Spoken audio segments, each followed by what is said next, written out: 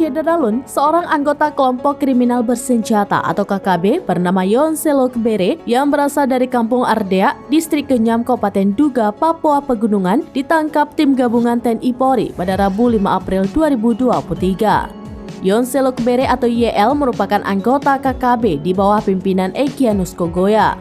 Kasatgas Gakum Ops Damai Chartens 2023, Kombes Pol I Gusti Gede Era Adinata mengatakan Yonselok Bere ditangkap saat aparat keamanan melakukan upaya pembebasan pilot Susi Air, Philip Mark Martens.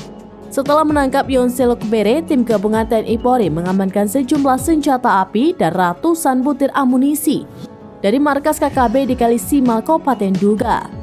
Dengan penangkapan ini, Kombes Pol I Gusti Gede berharap dapat mengurangi aksi penyerangan yang dilakukan KKB karena sebagian senjata mereka telah diamankan.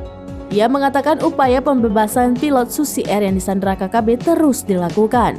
Diketahui Yonselok Bere telah terlibat sejumlah aksi penyerangan KKB seperti pembakaran Camp De La Rosa pada tahun 2021, aksi kontak tembak dengan TNI Yonif Rider 705 Pemduma pada 2 Februari 2021.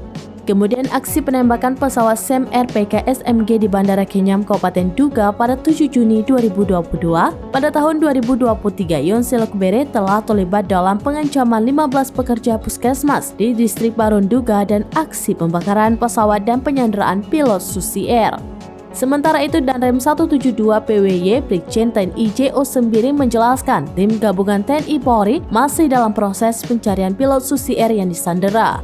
Ia juga meminta masyarakat untuk tidak membantu KKB yang terus melakukan teror.